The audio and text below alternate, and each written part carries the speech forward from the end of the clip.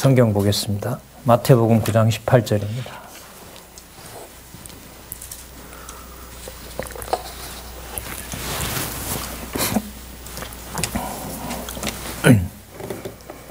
제가 읽겠습니다. 예수께서 이 말씀을 하실 때 한 직원이 와서 절하고 가로되 내 딸이 방장 죽었사오니 오셔서 그 몸에 손을 얹으소서. 그러면 살겠나이다. 예수께서 일어나 따라가심에 제자들도 가더니 12해를 혈루증으로 앓는 여자가 예수의 뒤로 와서 그 겉옷 가를 만지니 이는 제 마음에 그 겉옷만 만져도 구원을 받겠다 함이라. 예수께서 돌이켜 그를 보시며 가라사대 딸아 안심하라 네 믿음이 너를 구원하였다 하시니 여자가 그 시로 구원을 받으니라. 예수께서 그 직원의 집에 가사 피리 부는 자들과 혼화한 무리를 보시고 가라사대 물러가라. 이 소녀가 죽은 것이 아니라 잔다 하시니 저들이 비웃더라. 무리를 내어 보낸 후에 예수께서 들어가사 소녀의 손을 잡으심에 일어나는지라. 그 소문이 온 땅에 퍼지니라. 우리 교재는요, 성경강론 13권 6832쪽에 보시면 양쪽 가로사 9장 18절부터 38절까지 그리스도직을 가르치심 이렇게 나옵니다. 제목이 쉽지는 않죠. 그리스도직, 직임 이렇게 되는데 그리스도로서 하셔야 되는 것을 가르치시는 겁니다. 자, 그렇다면은 그리스도직은 아시는 대로 선지직, 왕직, 제사직이란 말이죠. 그럼 이게 4번이에요. 그럼 앞에 1, 2, 3번이 있었을 텐데 진짜 논리적으로 되어 있죠. 8장 1절에서부터 17절 양쪽 가로 1에 선지직에 대한 가르침이 나왔고요. 그 다음에 통치직에 대한 가르침이 8장 18절부터 3장 34절까지 나왔고요. 34절까지. 그 다음 지난 시간에 9장 1절부터 17절까지 제사직에 대한 가르침이었습니다. 그 전체로 보면 앞에서 우리가 9가지 사건을 다루었어요. 예를 들면 선지직에 대한 것도 이 저자가 안내하신 것은 어떻게 되어 있냐면 3사건으로 나와 있고요. 그 다음에 통치직에 대한 가르침도 3단락으로 되어 있습니다. 그 다음에 제사직에 대한 가르침도 3단락으로 나와 있습니다. 그러니까 9개죠. 그 다음에 이제 9장 18절부터 38절 오늘부터 볼 내용도 보면 지금 볼 내용도 보면 9장 18절에서부터 26절까지 혈류증을 치료하고 죽은 소녀를 살리는 표적, 그리고 27절에서부터 31절까지 소경의 눈을 밝히시는 표적, 그 다음 32절에서부터 38절까지 벙어리와 모든 병을 고친 표적 이렇게 나오죠. 이것도 이제 3가지로 나와 있죠. 3단락으로 나눴습니다. 자, 그러면 여기 그리스도직이라는 말은요, 선지직, 통치직, 제사직이 다 들어간다는 말이에요. 그 다를 들어서 뭘 하시냐면 가르치세요. 그래서 선지자 직임을 완성하시는 메시아가 돼요. 그래서 구약의 선지서 예가 근거가 매우 중요하다고 말씀을 드렸잖아요. 예, 선지자들을 하나님께서 왜 보내셨느냐라고 하면 이 답이 나와요. 선지자들을 보내서 바른 말씀 전하게 하시는 거고요. 그래서 바른 나라 세우게 하셨던 거고요. 또 올바른 제사가 가능하게 하도록 한 것이 바로 하나님께서 선지자들을 보낸 거예요. 그러니까 모세를 선지자로 보내서 모세로 하여금 가르치게 하고 나라의 지도자로 삼았고 율법을 받아서 하나님을 제대로 섬기게 했단 말이죠. 그래서 지금 여기 그리스도직을 가르치심, 이것은 앞부분에 나타난 3직이 다 나와야 돼요. 그래야 이 제목이 맞아요. 그래서 이게 쉽지가 않은 거죠. 처음에 이 13권을 쓸 때가 제가 알기로 2009년이네요. 2009년에 했을 때 그 당시의 연구원들도 이거 잘못됐다고, 왜 그리스도 선지직이라는 선지자직에 의한 선지자직임에 의한 성취인데 그리스도직을 가르치는 게 나오냐고 잘못됐다고 해가지고 이 저자가 깜짝 놀란 적이 있어요. 그래서 엄청난 실수를 한 거잖아요. 책이 나와서 그렇게 된다면. 그래서 바로 책을 들춰보시더니까 쳐다보고 공부 더 하라고 그랬어요. 맞다고. 그러니까 이제 선지직이라는 말에 매이고 통치자직에 매여버리고 그리스도직 앞에만 본 거죠. 뒤에 가르침을 보지 않았던 거예요. 그 가르침이 바로 누가 하실 수 있는 일이냐 하면 참 선지자로 오셔서 할 수 있는 일이에요. 그래서 예수께서 누가 되신다? 그리스도가 되신다라는 것을 여기서 보여주게 되는 겁니다. 이번에 준비하면서 느낀 건데요. 두 가지 사실만 말씀을 드립니다. 화요일 날 그 종강을 하면서 여러 한 20여 가지, 한 30가지의 질문, 질문 한 20개 있었습니다만은 저 어자의 그때 강조는 바로 연역이었다고 얘기를 합니다. 연역은 뭐냐면 전체를 먼저 보여준 거죠, 하나님께서. 제가 이런 말씀드리냐면 지금 마태복음을 이제 보통 복음서고 쉽다고 하는데 글쎄요, 절대로 쉽지가 않습니다. 확인해 나가는 걸로 봐도 만만치가 않고요. 그리고 지금까지 9장 17절까지 오는 동안 본문 연결을 제가 막힌 것은 없습니다. 제가 막힌 것은 아니라 성경의 페이지가 이대로 이어져야 되는 게 맞다라는 것을 저는 계속해서 증명을 해왔고 막힌 적은 저는 없다고 봐요. 오늘도 물론 마찬가지 연결을 시켜갈 텐데요. 근데 중요한 것은, 그보다 중요한 것은 뭐냐면 이 마태복음 전체를 어떻게 삼직에 의해서 그리스도의 직임에 의해서 볼 수 있었냐는 거예요. 그럼 이렇게 되려면은요, 그 질문 대답에서도 저자에 의해서 저자가 그때 말씀하셨지만은 여러 신학을 다녔던 거죠. 체험할 걸 다 체험하고 지도자도 했었고요. 20대 때 나온몽 씨 밑에 1인자가 됐던 기억도 있었고요. 그러니까 신비주의도 제일 앞에서 하고 성자 되려고 하는 그 몸부림도 진짜 누구보다도 많이 울면서 그렇게 한 거고요. 사당동 총신에 가서 이제 배우는데 모든 신학에서 가장 문제가 되는 건 항상 뭐냐 하면 바로 예수님에 대한 겁니다. 그걸 보통 기독론이라 그러는데 저 예수가 도대체 누구냐는 거죠. 그 유대인들도 질문을 했고 지금도 성경을 해체시킬 때 예수에 대한 말씀들을 삭제해 나가는 거예요. 그걸 누구보다도 이제 잘 알고 있단 말이죠, 이 저자는. 그 기독론이 무너지면 다 무너지게 돼요. 그 예수를 그리스도로 확증을 하지 않으면 나머지 모든 것은 다 거짓말이에요. 그 확증 없이 여기가 천국입니다. 여기서는 신학 전개해서는 안 됩니다. 옛날처럼 맨날 공부만 해서는 안 됩니다. 우리가 남을 도와야 됩니다. 이런 설교가 나갈 수밖에 없어요. 예. 우리 함께 있던 옛날에 선배들 많잖아요. 가끔씩 들어가서 보면요. 예상했던 대로 100% 가요. 읽어놓고 설교입니다. 하세요. 자기도 못하는 거. 이건 다 계산은 머릿속에다 해놓고 이번에 뭘 해야 되겠다라고 하면 그 강의를 뜩 들어보면 벌써 읽히죠. 주제는 저렇게 다뤄놨는데 이걸 통해서 뭘 하려고 하는 의도가 있구나. 그런 게 여러분 그 사이사이에서 들어오는 예가 있거든요. 근데 그 예를 들어보면 그 사람의 심중이 다 드러나요. 그럼 주위에서 앞뒤에서 말하는 성경은 뭐죠? 써먹으려고 하는 거죠. 그냥 형식밖에 지나지 않는 거예요. 그리고 명령이 들어가고요. 교훈하려고 그러고요. 이런 유혹을 떨치기가 진짜 어렵습니다. 불가능합니다. 그래서 이번에도 또 공부하면서 제가 느낀 거지만 또 지난번에 그 저자의 어떤 대답을 들으면서 느낀 거지만 딱 답이 그때 나오더라고요. 그렇지, 연역이지. 연역이라는 말은 우리 언약과 성취 섭리도에서 어디서부터 내려오는 거죠? 천상, 영원적 언약 성취, 영원 천국. 영원한 세계에 있는 천국, 영원한 천국이고요. 이건 여러분 어떻게 보면 상태와 관계가 되고요. 여기에서 무슨 일을 하셨냐 하면 언약하시고 성취한 거예요. 그래서 영원적 언약 성취는 천국이라는 곳에서 하신 일이 영원적 언약 성취예요. 다른 말이 아니에요. 아셨어요?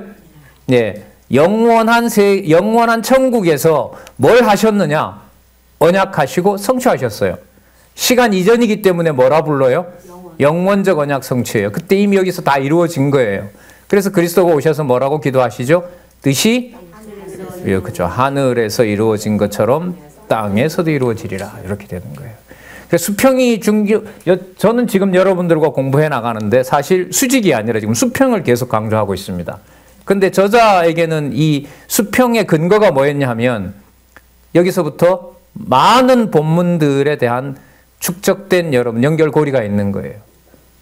이게 여러분 이 성경 강론 총서를 집필한 성경 강론 전집을 집필한 이 우리 원로 선배의 그 여러분 우리와 다른 배경이 있어요. 우리는 이걸 잘 몰라요. 성경을 잘 몰라요. 이렇게 준비해서 오늘 한 시간 나가잖아요. 그럼 한 2장 나갈까요? 그러면 요약으로 보면 한 5-6개 나간단 말이죠. 그럼 덮어요. 만약에 다음 주에 제가 하기 위해서 월요일 날 편다? 앞에 있는 거 하나도 기억 안 나요. 아니면 그러기 때문에 의식을 하죠. 가르치기 전에 먼저 내가 확신이 들었으면 좋겠고 그게 너무너무 깊었으면 좋겠고 그럼 우리 이 저자의 그걸로 봐도 여러분 성자 되려고 했던 욕심이 성경에서 터지면서 가르치기 위해서 목사 안수를 받고 강도사 시절부터 가르치셨지만은 어떻게 가르치지 하다가 마태복음을 놓고 이쪽을 보여준 거 아니에요. 이쪽을 보여준 건 어디로 올라간 거죠? 여기를 간 거죠. 여기를 가면서 여기와 여기가 관통이 돼버리는 거죠. 그러니까 모든 사건들이 어디로 올라가게 돼 있어요? 여기로. 그리고 최저기익은 왜 했느냐? 그 사이에 이걸 성령께서가 아니라 교회가 하고 제도가 어느 정도 개선이 되면 될 게 아니냐라고 했는데 도저히 안 되게끔 하셨고 체제개혁을 지금 한 겁니다. 교육개혁 그 중에서도 한 거죠. 자, 그래서 저는 가끔 진짜 말씀드리는데 보수 신학의 전통 속에서 답은 안 나왔지만 신학자들이 적어도 칼빈 이후로 500년 동안 해결할 수 없었던 기독론을 진짜 고민을 많이 하시고 그 개념들을 고민하다가 칼빈 강요를 가지고는 해결이 안 되고 박영영 박사 그거 가지고도 안 되고 근데 그 모든 개념들이 보니까 전부 어디에 있는 거예요? 성경에 쫙 되어 있는 거예요. 아, 여기서 해결이 되는구나. 근데 보수 신학을 한 건 왜 감사하냐? 보수 신학이 어떤 제목을 신학적인 주제를 소개할 때 적어도 성경을 버리고 하지 않았거든요. 부분이긴 하지만 어디에서? 성경에서부터. 여러분 지금 한 500년 전이지만은요. 그때 여러분 우리가 생각해도요. 놀라울 정도로 컴퓨터 자료 검색 컴퓨터에 모여 있는 사전 자료만큼의 엄청난 신학 사전들을 신학자들이 만듭니다.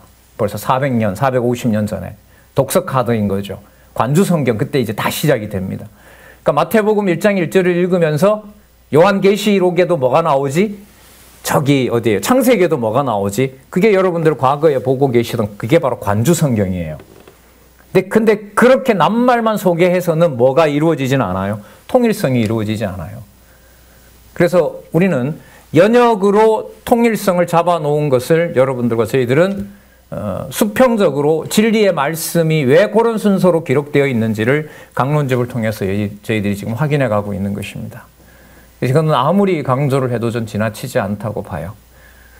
나중에 우리가 자녀들에게 또 손녀들에게 얘기하더라도 할머니 머릿속에 어머니 아버지 속에 큰 구조가 연역으로 있고 그때마다 생각나는 사건들을 서너 개만 몇 번만 들려줘도 성경을 어떻게 공부하는 줄 알아요.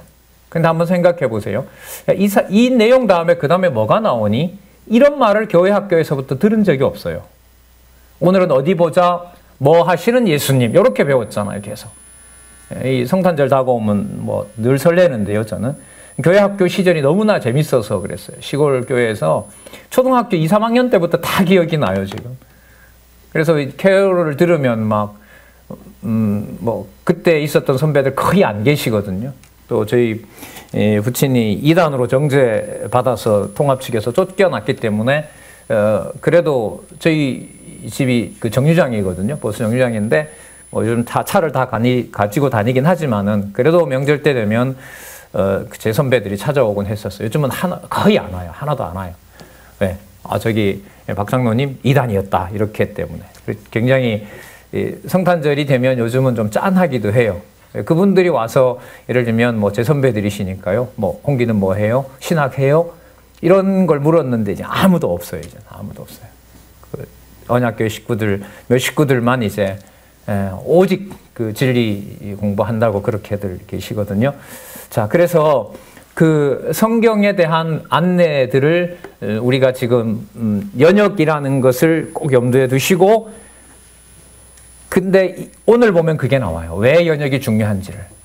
그리스도께서 말씀하시는 것을 요 19장 18절에서부터 26절을 보잖아요. 뒤에 내용을 보지 않더라도 위로 올라가 버리면 뭘 빼고는 설명이 안 돼요.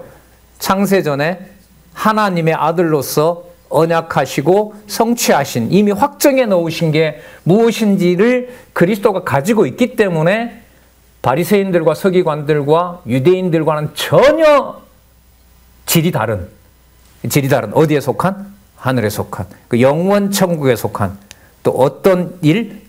영원한 언약 성취. 이런 개념들도 정리가 필요하죠.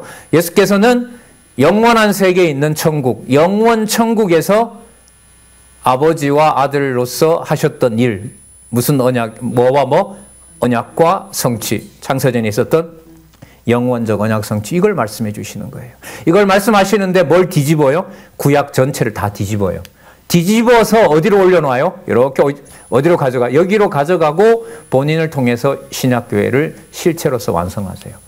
그러니까 그리스도 안에서 뭐가 다 이루어지고 모형이 다 이루어지고 그리스도 입에서 나오시는 모든 말씀은 이 모형의 근거인 어디? 영원적 언약 성취. 여기를 지금 얘기하시는 거예요. 그래서 구약에 예언된 대로 이룬다는 것을 통해서, 자, 다시요. 구약에 언약된 창세기에서부터 말라기까지 언약하신 모든 내용이 이루어짐으로써 창세전에 있었던 것이 다 이루어진다. 이런 구도로 만들어내는 거예요. 자, 보자고요. 18절부터 26절까지 읽었는데요. 여기서 그리스도직이기 때문에 일단은 본문을 읽어가면서 어떻게 삼직이 다 연관되어 있는지를 찾아야 돼요. 안 그러면 그리스도직을 가르친다라는 말은 설명이 안 돼요. 자, 이런 걸 여러분들 어렵다고 이러시면 안 돼요. 그 지방에 가서 말씀 안 되시면 되면 어쩔 수 없는 거지만 어려운 건 어려운 거지만은요. 너무 이렇게 큰 구조대로 공부를 하니까 너무 어려워요라고 하는데 그게 이제 본문에 대한 바탕이 안 돼 있으니까 그래요. 근데 제가 이제 변명 아닌 변명을 한 게 제가 화요일 날 그 마태복음부터 요한계시록까지 이미 강의를 다 해놨기 때문에 그 서신서 같은 데는 들어가셔서 꼭 찾아보십시오. 거기에 보면 그 연결하는 것들, 그러니까 성경 강론 제가 화요일을 하면서 말씀드렸죠. 수직적으로 내려오는 것보다 우리에게 가장 취약한 이사야부터 시작해서 지금 대학번 본과에서도 본문 연결을 어떻게 시키면서 계시로 가느냐, 거기에 일단 역점을 둔다고 그랬죠. 이 단계가 지나면 이제 성경 신학 개론, 뭐 저자가 준비하신다고 하셨잖아요. 그게 이제 나온다면 아마 고민을 많이 하실 것 같아요. 즐겁게요. 예, 성경 개론 또 성경 강론집 이제 다음 이제 진짜 기다리고 있는 성경 신학 개론. 그게 나오면 이제 거기는 수평적으로 연결되는 논리적 연결성 보다가는 어디 쪽에 맞출까요? 창세기와 요한계시록 어디를 보더라도 어디로 가는? 위로 가는. 그게 여러분 성경신학 개론입니다. 그러면 줄이면 되죠. 쓸데없는 말 다 빼야죠. 빼버리고 이 강론지 9,882페이지를 모르겠어요. 페이지가 몇 페이지가 될지. 지난번 책은 아마 470페이지인가 그랬을 텐데 뭐 줄여도 상관없어요. 줄여도 상관없어요. 몇 분들이 그래요? 이번에 나온 성경개론 4차 개정판이 어렵다 그래요.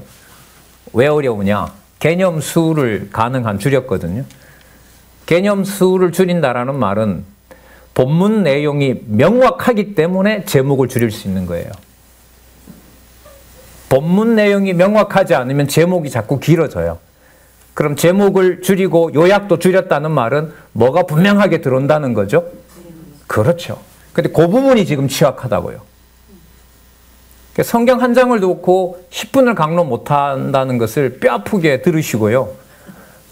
화요일 날 이제 저자께서 이제 원로께서 이제 공개적으로 성탄절은 뭐 박홍기 강사가 하기로 했다고 뭐 원로들이 결정했다 이러시는데 저도 그 다음 할 말을 제가 준비해 놨죠. 원로에게 얘기하는 게 아니라 내년 크리스마스는 저는 안 합니다. 제가 원하는 것은 장로님이나 권사님들 중에서입니다. 전 그렇게 얘기할 거예요. 미리 얘기해버렸지만. 자, 왜냐하면 왜 박강사인지에 대한 그 원로들의 의중을 제가 좀 알거든요. 그게 계속해서 진리가 전해지고 여러분 단순히 무슨 후배를 키우다 이런 차원이 아니에요. 강단을 수십 년 동안 누가 혼자 가르쳤다는 사실을 원로는 굉장히 괴로워하고 있고요. 많이 들으셨지만은 지난주 이 12월 셋째 주죠. 셋째 주 욥기 강론에서도 보면 진짜 내 탓이라고 주위에 있던 분들이 먼저 하늘나라로 간 경우도 보면 하나님이 내가 그 사람을 의지할까봐 내 때문에 데려간 것 같다고. 뭐 체제개혁하면서는 여러분 너무나 말씀 많이 들었고요. 자, 너무 서론이 길어져서 죄송합니다. 자, 그러면 9장 18절에서부터 26절 우리는 본문에 충실해서 본문을 연결해 가면서 살펴보도록 하겠습니다. 여러분 여기에 선지직과 왕직과 제사장직이 있는데 선지직은 어떤 부분에서 나올까요? 어떤 한 관리가 와서 얘기해요. 딸이 죽었습니다. 오세요라고 하는데 가는 길에 누구를 만나죠?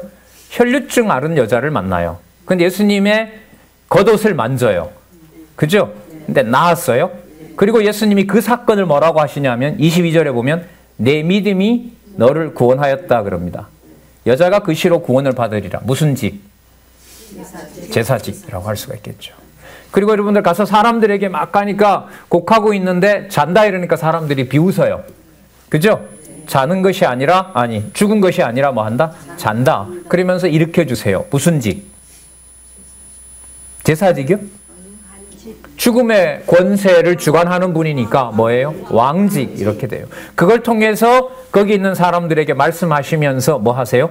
가르치시는 것은 기본인 거죠. 그래서 이게 삼직이 여기에 다 들어가 있는 거예요. 굳이 잘라서 말씀을 드리면 여러분 아까 겉옷 만졌다 그랬죠. 여러분 겉옷 하면 뭐 생각나세요? 제사장. 저는 제사장 아닌데 저는 선지자인데요. 아, 그렇지. 누구요? 엘리야. 그렇지. 우리 권사님 오늘 오시지 않아도 된다고 했는데 말을 왜 곧다우로 하냐고 지난번에 제가 야단 맞았거든요. 권사님 오늘 잘 오셨어요. 감사합니다. 겉옷 가지고 요단강 갈라버리잖아요. 그래서 여러분 앞으로 이런 걸 고민하시면 돼요. 예수님의 이거 했던 거 구약 어디서 나왔지? 힌트는 성경 강론집에 있어요. 근데 지금처럼 저는 제가 찾은 게 아니죠. 제가 찾아와서 소개는 드리지만은 힌트는 어디에 있어요? 앞부분에 나와 있었잖아요. 어디에요? 그 선지서 부분에, 시편 부분에, 아브라함 사건, 그 본문에도 또 나오기도 하고. 지금 이 부분에서는 대부분요, 시편이 몇 부분 나오고요. 전부 선지서예요. 예수님 예로 드는 건. 아브라함 이런 얘기는 가끔씩 가다 하시고요. 그래서 선지서 없이는 복음서를 못 들어간다고 결론을 내렸고 여러분들하고 한 2년 정도 한 거예요. 그게 129강으로 되어 있어요. 그래서 마태복음은 이런 의미에서 어려우면 안 돼요. 어려우면 안 돼요. 왜요? 예수님께서 지금 다른 이상한 행동을 하시는 것이 아니라 어디에 약속되어 있던 거, 구약에 약속되어 있던 것을 다 이루시는 거예요. 자, 그러면 여러분 선지자가 했던 거니까 선지직인 거고요. 내용으로 보면 예수님이 해석을 해버리세요. 구원받았다고 해버리죠. 그럼 제사장직이죠. 죽음의 권세까지 맘대로 다스리시잖아요. 인간들이 비웃을 만큼, 인간들의 비웃음을 살 만큼 전혀 질적으로 다른 죽음의 권세를 당신이 쥐고 쥐락펴락하시는 거예요. 그래서 나중에 하시나요? 그렇죠. 나중에 보면 너희들은 몸만 죽이는 자를 두려워하지 말고 몸과 영혼을 같이 죽이는 하나님을 두려워하라. 딱 가르치시잖아요. 자, 세 가지 다 나왔죠. 예? 여기 다 나왔어요. 자,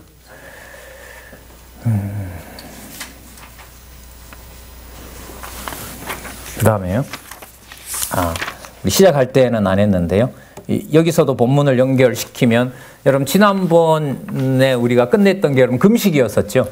그죠? 금식이었어요. 그죠? 금식이었는데 그 금식에서 그리스도께서 제사직을 통해서 가르치시는 내용이란 말이죠. 신랑을 뭐 할 때가 온다? 잃어버릴 때가 온다. 그때 가면 진정으로 금식하게 된다. 그러니까 진정으로 금식하게 되는 것은 괴로워하는 거죠. 누가 없으니까? 신랑이 없는 거니까. 그럼 신랑은 어디로 가셨어요? 아니죠. 제사직을 수행하러 간 거죠. 제목이 제사직에 대한 가르침이니까. 자, 그러면 이제까지 선지직, 통치직, 왕직을 한 다음에 그 다음에 나오는 표적은 딱 보니까 뭐예요? 개념들이 막 섞여 있는 거예요. 지금처럼. 이게 하나로 잡을 수가 없어요. 그러면 여러분 지금 이제 9장 18절부터 38절까지인데 여러분 여기서 이 저자가 그런 고민 안 했겠어요? 제사직 가만 보니까 선지직도 얘기했고 뭐 선지직도 나왔고 통직직도 나왔고 제사직도 나왔어요. 그 다음에 또 표적이 나와요. 이건 도대체 뭘까? 여러분 탁 보고 탁 쓸까요? 아니죠. 또 이게 장이 나눠놓은 걸 지금 이 저자는 뛰어넘거든요. 뭐 16장 12절까지가 선지직이니까. 맞죠? 그러니까 장에 대한 개념은 완전히 시작할 때부터 깨버렸어요. 이 저자는. 그러면 그 사건에 담겨있는 의미가 뭔지를 고려해야 되는데 저 같으면 되게 당황했을 것 같아요. 9장 18절에서부터 26절에 보면 그 죽은 소년을 살리려 가다가 중간에 혈류증을 고친 사건이 나오고 다시 와서 비웃음 속에서 그 죽은 딸아이를 살려냈단 말이죠. 그럼 도대체 이건 무슨 직이지? 선지직으로 묶으려니 제사직 개념이 나왔고, 제사직만 가지고 보려니 제사직 가지고 다는 설명이 안 되고, 야, 이거 세 가지 다네. 그래서 제목을 뭐라고 붙였어요? 이게 쉽게 나오냐고, 이 질문이. 없는 살림에 진짜 그 당시에 10년 넘게 신학교를 다닌 거기에 대해서 마지막에 그래도 보수주의에서 예수님을 하나님으로 증명하려고 하는 그래도 그런 고민하는 학자들 속에서 문제의식을 가지고 어느 정도 감을 가지고 성경을 봤기 때문에 저는 그리스도직을 가르침이 제목이 가능한 거예요. 글쎄요, 이 제목이요? 이 말 자체도 영어로 번역하기도 힘들고요, 이게. 왜냐하면 이게 영어에서는 여러분 개념이 반복되면 절대로 학문적인 가치를 올릴 수가 없습니다. 선지기라고 해놓고 선지직 안에다가 뭐예요? 왕 나오고 제사장 나오고 이런 부분들이 여러분 본문에 대한 상세한 뒷받침이 없이 이게 설명이 되겠냐고요. 그래서 제가 이번에 이렇게 그 화요일 날 그 질문을 이렇게 이 저자께서 대답하시는 걸 보고 야, 그리고 이번에 이걸 공부를 했단 말이죠. 그리스도직을 가르침. 야, 이거 내가 만약에 저도 지금 몇 천만 원 썼잖아요. 몰았던 시간은 없어요.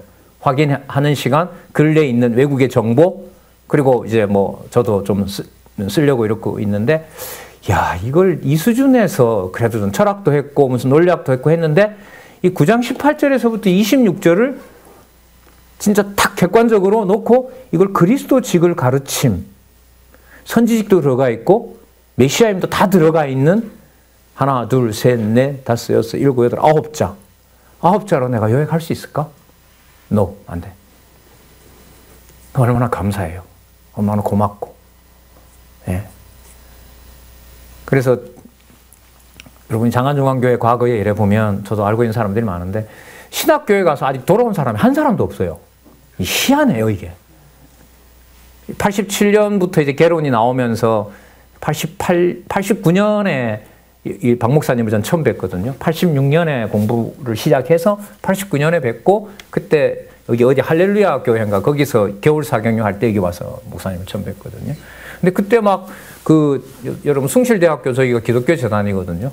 거기 있는 분들이 뭐 신학 간다 그러고 이미 신학교 다닌다 그러고 하는데 언약 성취 배워서 신학교 가면 다 이제 이해할 수 있고 뭐 하고 하더니 아직도 이해 못 했는지 하나도 안 돌아왔어요. 그렇게 만만한 게 아니에요. 예. 진짜 뭐 어떻게 할 수 없네요. 어떻게 표현해야 될지 인간에게 고마워하면 또 그게 우상화되고 또 교주 만든다고 철저히 경계를 또 교육을 받아서 뭐 죽으라고 공부하는 수밖에 없죠. 이게 맞구나. 이게 맞구나. 그럼 그 다음에 그러면 뭔가가 나온다면 뭐보다가 더 심화돼야 돼, 깊어져야 되겠어요? 앞부분에 각각 선지직, 통치직, 제사직만 얘기하다가 세직을 다 묶었어요. 그럼 그 다음에 나오는 게 여러분 선지직으로 돌아가야 될까요? 아니죠. 세직을 묶어서 어디로 또 들어가야죠. 이게 돼 있는 거예요, 이게. 그러니까 논리적으로 연결이 되고 가다가 또 묶는 거죠. 묶어서 선지직, 그 다음에 왕직, 왕위의 직임, 제사직 직임, 그리고 또 한 번 묶어서 직임에 의한 성취. 이렇게 묶어 나가는 거예요. 이게 전부 진짜 고도의 신학적인 작업이에요. 예. 이게 저는 어마어마한 일이 벌어졌다. 세상에 이런 구경, 진짜 이런 어떤 사건보다가 더 큰 사건은 없다. 자, 볼까요? 궁금하시죠? 그럼 여러분들하고 같이 한번 찾아볼게요. 9장 27절부터 31절에 보시면 소경들의 눈이 믿음대로 밝아지게 하는 표적으로 가르침. 여러분 소경들의 눈을 일단 밝혔다라고 하면 무슨 직하고 관계가 될까요? 소경의 눈을 밝혔다. 왕직. 왜요? 귀신 들렸다고 하면 왕직이겠죠. 근데 그건 아직 확인해 봐야 되고 추측을 좀 해본다면 또 믿음대로 밝아졌다. 믿음을 이 사람이 가지고 있는 게 아니라 그리스도가 준 거라면 믿음의 주요 뭐죠? 왕직. 딱 끊을 수는 없어요. 이게 복합이 되어 있어요. 그래서 뭐라고 대답을 할 수밖에 없냐? 그리스도직을 가르침 이렇게만 얘기를 해야 이게 묶여요. 다른 제목이 가능한지는 우리 저자 질문을 통해서도 또 열어놨어요. 다음에 이보다 더 좋은 제목이 나오면 저보다 더 분명하게 성경을 연구한 분이 나온다면 열어놓는 거죠. 그건 성경을 하나님 말씀으로 확증해 나가는 일입니다. 27절 예수께서 거기서 떠나가실새 두 소경이 따라오며 소리질러 가로되 당장 답이 일단 나왔네요. 뭐라 불러요? 그럼 뭐예요? 그렇죠. 우리를 불쌍히 여겼어서. 자, 여러분 왕이 불쌍히 여기면 왕은 뭐 해줄 수밖에 없어요? 왕은 뭐 해요? 다윗 왕은 뭐 했어요? 적군을 물리쳤죠. 땅을 넓혔고 땅을 보호했고 백성들에게 분배를 잘하고 전쟁터에 가서 승리했을 때 가지고 온 전리품을 혼자 드시지 않고 어떻게 하고 전쟁에 참가하지 않았던 자들에게도 몫을 그대로 다 돌려주고 그래 칭송을 받고 이게 왕노릇이었단 말이죠. 자, 그 바탕이 이제 사무엘하에 주로 나오잖아요. 그 부분이 딱 머릿속에 들어있어야죠. 배경이 돼야죠. 왜? 지금 기록에 보면 뭐라고 나오니까 다윗의 자손이라고 나왔으니까. 예수께서 집에 들어가심에 소경들이 나오거늘 예수께서 이르시되 내가 능히 이 일을 할 줄을 믿느냐 대답하되 주여 그래하이다. 확인하는 거죠. 자, 믿었기 때문에 이런 게 아닙니다. 예? 믿었기 때문이 아니에요. 그리스도께서 이 주관해 가시면서 그리스도께서 자신의 일을 보여주고 계신 겁니다. 이 예수께서 저희 눈을 만지며 가라사대 내 믿음대로 되라. 그 말은 내가 누구다? 눈을 띄우는 다윗의 자손. 일단 다윗의 자손이에요. 다윗의 자손으로 온 뭐예요? 왕이다라는 거죠. 통치자라는 거죠. 근데 이 왕이 먹을 것만 주는 게 아니라 뭐까지 띄워요? 소경의 눈까지 띄우는 거죠. 여기서 이제 개념이 합쳐지는 거예요. 다윗 왕의 이미지를 가지고는 뭘 할 수는 없어요. 설명할 수가 없어요. 그러면 다시 돌아가요. 다윗을 통해서 보여주고자 했던 게 뭐냐면 참 통치자로 오셔서 이 가난하고 진짜 소리를 지르는 이 답답한 소경의 눈을 뭐하는 띄워줄 진정한 통치자, 천국의 통치자가 오실 것을 다윗이 노래하고 있었던 겁니다. 그래서 다윗 시편에도 아마 이 내용이 얼핏 나오는 것 같고요. 선지서에 가면 자, 나중에 이제 뒤에 나오는데요. 세례 요한을 소개하면서 세례 요한이 당신이 오실 그이니까 하니까 바로 네 이렇게 대답 안 하고 어떻게 하죠? 소경이 눈 뜨고 귀머거리가 듣고 안전방이가 일어서고 알려줘라. 그걸 그대로 알려주거든요. 그게 바로 진정한 다윗의 자손인 거죠. 자, 그래서 이 다윗의 자손도 이 맥락에서는 그림자가 아니에요. 그러니까 바리새인들이 이걸 들으면 되게 헷갈릴 것 같아요. 자, 누구의 후손으로 왔다고 말을 해요? 다윗의 자손으로 왔으면 저게 왕이고 저게 왕이면 로마로부터 우리를 구원해줘야 되거든요. 근데 그 일은 안 하고 자기네들을 욕을 하고 백성들이 봐도 다윗의 자손이라 그랬는데 바리새인들하고 대척 관계가 되고 바리새인들이 막 죽이려고 그러고 근데 하시는 일을 보니까 이건 진짜 너무 큰 권세를 가지고 있고 그러니까 진짜 헷갈렸을 것 같아요. 자, 이게 만약에 기록이 안 됐다고 한번 해보세요. 이 마태복음이. 그래서 이 기록하는 문제에 초점을 맞추면은요, 예수님은 이미 복음서에서부터 복음 계시 기록의 중요함을 벌써 비춰놓습니다. 사도들에게. 그 부분들이 나와요. 그 문제를 가지고 보면 그런 부분들이 나옵니다. 자, 볼게요. 믿음대로 되라 하시나. 30절 그 눈들이 밝아진지라.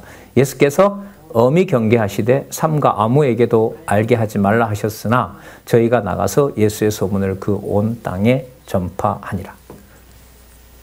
이상하게 끝나죠. 믿음대로 되라 했고 두 소경을 눈을 띄웠으면 가서 얘기 잘해라 이렇게 해야 될 거 아니에요. 전도해라 이 말 아니겠어요? 그죠? 우리 교회 목사님 말씀 잘한다 자랑하잖아요 보통. 제가 이렇게 하는데 절대로 어디 가서 얘기하시면 안 됩니다. 이런 말 자체가 성립이 안 되는 거예요. 근데 성립되지 않는 이 말을 예수님께서 왜 하시느냐? 예. 자, 여기 보시면 그리스도의 고난 때를 조절하기 위한 것이다라고 이렇게 나오는데요. 이거는 복음서 전체에 해당된다고 봐요. 그런데 여기서 저는 좀 더 좁혀야 되지 않나. 이게 이제 앞으로 연구해야 할 방향이죠. 근데 이 대답이 나중에 10장인가 11장에 가면 답이 나와요. 저가 왜 그렇게 자기를 드러내지 않았느냐? 그가 들리지 아니하며 이사야서에 있는 말씀을 뒤에 10장인가 11장에 가면 나옵니다. 그래서 제가 공부를 하고 여기서는 몰랐는데 뒤로 가서 보니까 10장인가 11장인가 아마 거기 나올 거예요. 거기 가면 이사야의 글에 의하면 그가 자기가 메시아임을 감당하면서 절대로 뭐 하지 않았다. 드러내지 않았다. 그럼 이렇게 설명할게요. 그러면 30절에 물론 아직 죽으셔도 안 되고요. 죽으셔도 안 되고. 자, 그 눈들이 밝아진지라 예수께서 엄히 경계하시되 뭐에 근거하여? 구약에 근거하여. 참 선지자는 와서 뭐 하지 않는다? 자기가 했다고 드러내지 않아야 된다라고 약속한 것을 이루셨으므로 진짜 그분이 누가 맞아요? 그리스도가 맞죠. 그걸 누가 가서 전해요? 저희가 나가서 예수의 소문을 퍼뜨리는 겁니다. 요상하게 읽죠. 다른 방법 있으면 발표하시면 돼요. 나는 박강사 해석을 난 따르지 않는다. 저렇게 해석하면 안 된다. 그럼 내놓으시면 돼요. 저도 들을 거고요. 어쨌든 성경을 하나님의 말씀으로 확정해 나가는데 뭔들 못 듣겠어요. 성경에 근거를 준다면. 그래서 이 표현이 이것도 한참 간구절이죠, 사실. 예수님은 얘기하지 않았는데 이 소경은 말을 안 들었어요. 그럼 누구 말을 안 따른 게 되죠? 예수님 말을 안 따랐잖아요. 그럼 이걸 어떻게 결론을 내야 돼요? 여러분, 제가 이렇게 여러분들 주의 지체로 서로 사랑하고 사시라고 저는 얘기를 이렇게 꼭 드립니다라는데 나가서 그 전한 사람의 말을 거꾸로 해서 저 말 안 들어도 된다. 그게 말이 돼요, 안 돼요? 안 되잖아요. 근데 지금 이게 발생했잖아요, 이런 상황이. 그래서 여러분 이게 계시적 관점이라는 게 성경에 얼마나 철저한 바탕을 둬야 되는지를 여기서 여러분 또 한 번 살필 수가 있어요. 제가 그때 열심히 공부했다면 2009년도에 아마 여기에 대해서 이 구절을 참조해도 됩니까? 라고 아마 교정 보면서 저자한테 여쭈었을 겁니다. 이제 1권 재판이 됐으니까 글쎄요, 이거 좀 13권도 또 한번 보셔야 되는 게 아닙니까? 이러면 아마 화를 내시겠지만은 앞으로 이제 길이 우리가 있다면 이 좋은 공간과 여건에서 앞으로 다음 세대들이 자라난다면 이런 부분까지 저는 그 힌트가 무엇인가라고 보는 거죠. 무엇인가는 개념 하나 속에서 뭘 보는 거죠? 생명이란 무엇인가? 어디까지 가요? 그렇죠. 여기까지 가잖아요. 생명이란 무엇인가는 사실 이 영원적 언약 성취 그림하고요. 하나님과 세계와 인간의 관계도를 동시에 보면 생명이란 무엇인가가 설명이 돼요. 그 두 가지 도표를 왜 소개를 하느냐? 생명이란 무엇인가 개념을 하나를 소개하더라도 그 개념이 창세기서부터 어디까지? 요한 계시록까지 전체 바탕을 다 이루고 있다. 이게 여러분 성경 신학이에요. 그래서 어느 한 구절 속에 오래 머무는 것은 성경 신학으로 본다라면 별로 좋은 방법은 아니에요. 일단은 뚫어줘야 돼요. 펑펑펑 착착착 이렇게 연결시키고 뚫어주고, 자, 세밀한 공부 방법은 뭐냐면 그게 바로 무엇인가예요. 개념 하나를 볼 때 어떻게 보느냐라는 걸 보면 공통점이 한 40개인데 공통점이 전부 있어요. 이걸 모르면 안 돼요. 언약 성취라는 이 차원을 모르면 그 개념은 낱말 사전으로 전락합니다. 그러나 이걸 염두에 두면 누구 계시로 이해해 나가는 도움이 돼요? 성경을 여호와 계시로. 이런 훈련도 사실 약하죠. 우리가 본문도 약하고. 그래서 지금 관심을 가지고 있는 뭐 교회 학교 일주일에 와서 1시간 듣는다고 해결될 문제도 아니고요. 그 문제는 이제 어디에 남아 있느냐? 가정교회에 남아 있는 거죠.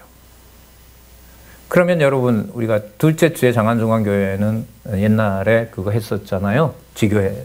이게 다시 저는 부활이 돼야 된다고 봐요. 그러니까 아직 글쎄요, 뭐 제가 옛날 전 용인조교에 있었는데 그런 말 나온 적도 없지만은 다음 세대들이 주일날 한 번밖에 못 가는 이것을 주중에 어떻게 우리가 우리 손자들 혹은 우리 자녀들을 진리의 말씀의 기회를 줄까?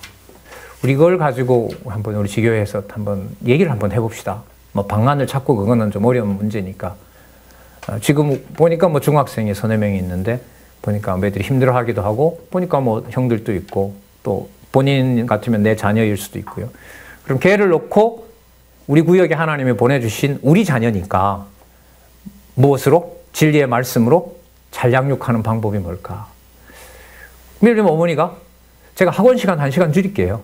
이게 중요한 게 아니네요. 아무리 봐도. 그리고 걔한테 그동안 내가 못했다는 거 얘기하고 이런 용의가 있으면 엄마는 하기 힘든데 어떤 분이 퇴근하면서 가능하대. 한 15년 전에요. 제가 포항에 있었는데요. 거기 어떤 분이 그랬어요. 고3들이 수업을 밤늦게까지 하고 못 오니까 저를 보고 그때 제가 전도사였거든요. 전사님, 제가 성경 과외 할까요? 돈은 안 받는 과외입니다. 근데 과외 할까요? 이러는 거예요. 그 학생이 오면 교회 정문, 학교 정문에 가서 걔를 태우고 그 사업을 하셔서 봉고차가 있었거든요.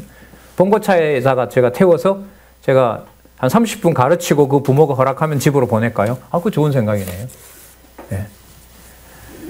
그러니까 왜 이런 말씀 드리냐 하면은요. 남아있는 게 지금 이 공부해 나가는 이 패턴과 방법하고 전혀 무관한 게 아니에요. 이게 제가 볼 때 남아있는 유일한 과제예요. 우리한테 바램이고.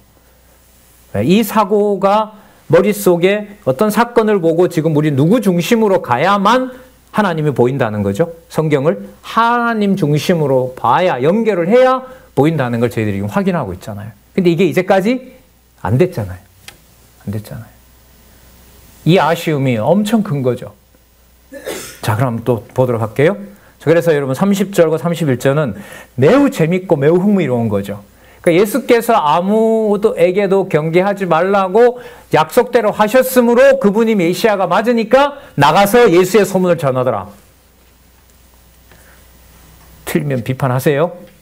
자, 32절부터 38절까지 귀신 들려 병머리 된 자와 병자를 고친 표적으로 가르치십니다. 자, 그럼 볼까요? 먼저 귀신 들려 벙어리 된 자, 병자 고친 거 무슨 직? 귀신 주무르는 거 무슨 직? 귀신 주무르는 게 무슨 제사직이에요? 귀신의 권세까지 통치하는 무슨 직? 왕직. 왕직. 자, 33절. 귀신이 쫓겨나고 벙어리가 말하거늘 무리가 기히 여겨 가로되. 자, 보세요. 이스라엘 가운데 이런 일을 본 때가 없다 하되. 자, 보세요. 바리새인들은 가로되 저가 누구의 왕? 그래, 말은 여러분 이게 비난하는 말인데 이 말 속에 무슨 직을 수행하고 계시는 거구나. 그렇죠. 이게 답이 다 있는 거예요, 이게. 자, 빙자하여.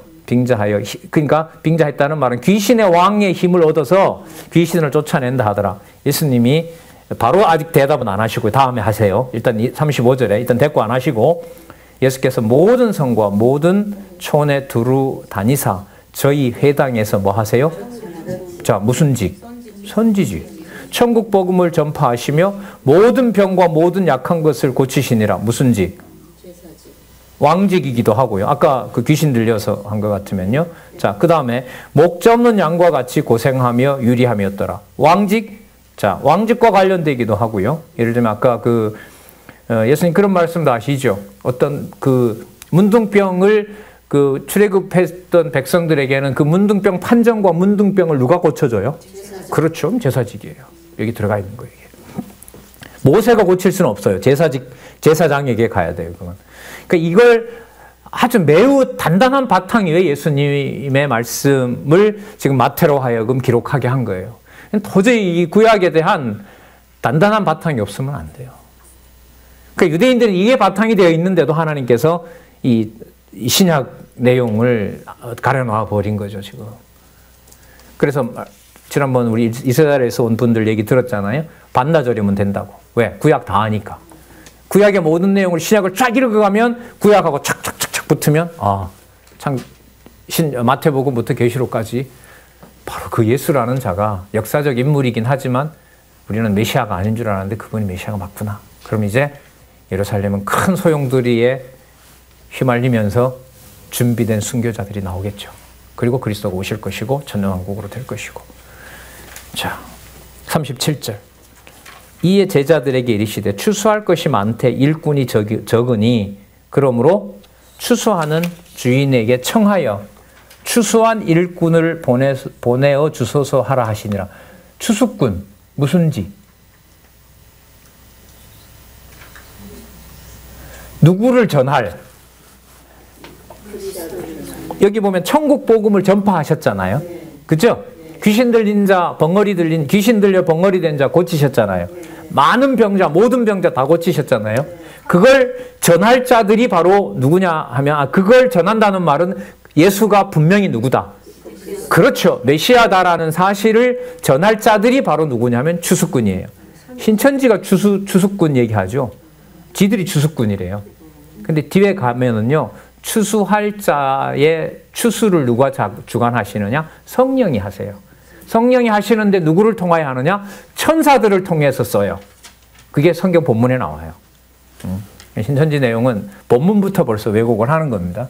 본문에는 천사로 나오고 성령께서 오셔서 주관해 가신다라고 나오는 거죠. 자, 그러면 여러분 그 다음 내용이 또 궁금하잖아요. 근데 분명히 끝난 건 뭐로 끝났어요? 뭘 보내주소서? 자, 어떤 추수꾼? 예수가 천국 복음을 전하시는 바로 그리스도라는 사실을 전하는 분. 그분을 전할 자를 보내주소서라고 하는 거죠. 그러면 그 기도는 예수님께서 약속해 주시는 거니까 예수님께서 어떻게 해요? 이루어 주신다는 사실을 보여주셔야 돼요. 그래서 제목이 눈에 들어오는 거예요. 6841에 가보세요. 그래서 누구에게 가르쳐요? 제자들에 대한, 그 제자들을 두고 가르치는 내용이 그래서 10장에 나오는 거예요. 뭐 하시려고? 왼쪽으로 잠시 볼까요? 예수께서 교훈하심으로 당신이 메시아임을 성취하시려고. 자, 교훈이 들어갔으니까 무슨 직과 연관이 돼요? 선지직과.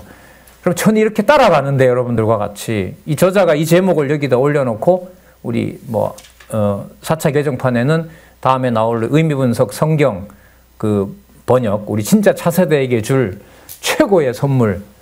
제가 봐도 어려운 낱말들이 많은데 원문 대조해가면서 쉬운 낱말로만, 현대 쓰는 말로만 제대로만 고쳐놔도 글쎄 양쪽 가로까지 될지 한쪽 가로까지 될지 몰라도 요약까지 실을 수 있을지는 몰라도 그 내용 보고 탁탁탁 보고 안내를 쭉 하고 성경은 우리 문법으로 쫙 읽히는 글로 되면 얼마나 좋겠어요. 제가 볼 땐 그게 다음에 남아있는, 근데 이 작업을 벌써 일권 쓸 때 95년부터 저자는 벌써 손을 댔죠. 한국교회를 가장 힘들게 했던 오역들 거의 다 바로잡아 놨잖아요. 성경 번역에서 히브리어나 헬라어로. 그리고 요즘은 뜸하신데 우리 원어 전문가 목사님이 오셔서 지금은 여러 생활 여건이 안 좋으셔서 아마 어디 가서 열심히 일하시는 모양인데, 이 원어 탁탁 나오고 나면 생각이 나죠. 그래도 한 몇 달 같이 연구한 게 있어서, 그래서 하나님, 제가 볼 땐 꼭 필요한 일 같은데 다음 세대에 하나님 하면서 제가 부르는 거죠. 그래서 이런 부분들도 공유들 하셔서 또 함께 하고자 했으면 좋겠다고 하는 분들도 얘기가 나오고, 그런 게 지금 읽어보는 여러분들 이런 맥락하고 무관하지 않다는 거죠. 그럼 자, 제자들에 대한 가르침. 그래서 뭐예요? 추수할 일꾼을 보내준다고 하니까 10장 주겠다고 하셨으니까 10장 1절에 예수께서 그 12제자를 부르사. 너네들이 모아와라예요? 예수님께서 불러요? 중요하죠. 이런 부분들도. 예수께서 이렇게 되는 거예요. 여러분 지금 전체 주저 예수께서라는 거 아시겠죠? 놓치시면 안 돼요. 나중에 이제 세례 요한이 목이 잘려서 소반에 달려올 때도 주어가 뭐가 돼요? 그때 예수님 빼야 되겠죠. 헤롯이 이렇게 넣어야겠죠. 진짜요? 쉽지 않죠. 그런 거는. 네. 그런 면에서 쉽지 않다는 거예요. 정보를 몰라서가 아니라, 연결을 시키지 못해서가 아니라, 그거는 전달할 뿐이지 내가 어떻게 할 수가 없어요. 이걸 어떻게 주관을 해요, 제가. 다른 것도 그래서 마찬가지인 거죠. 자, 재밌는 내용 여기 나옵니다. 추수할 일꾼을 부르는데 잘하시는 대로 12명을 불러요.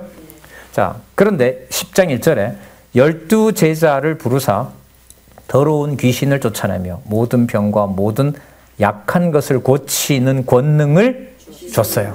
귀신 쫓아내는 진짜 메시아권도 준 거죠.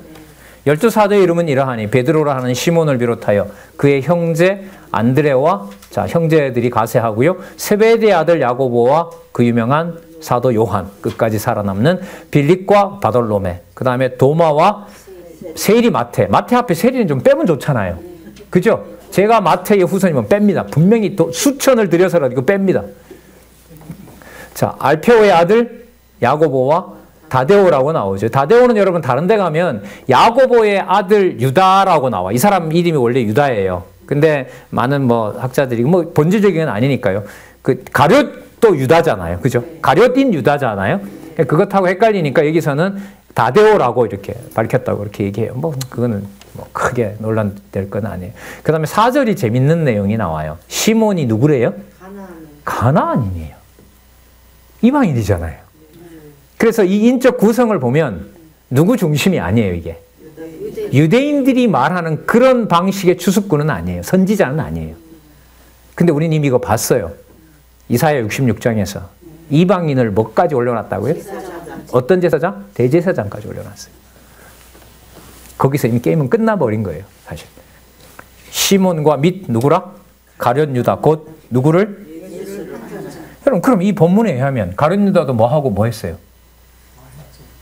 귀신도 쫓아내고 병과 모든 약한 것도 고쳐요. 그런데 뭐 한 자예요?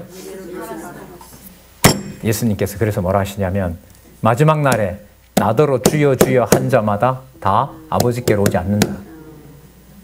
내가 주의 이름으로 뭘 고쳐내고, 여기 보면 고쳐냈네요. 기록은 안 나와 있지만 그게 바로 예수님께서 그런 내용들도요, 막연하게 어디가 있는 이런 내용들이 아니에요. 그런 부분에 우리가 취약했던 부분들이 성경을 참 안 읽었다.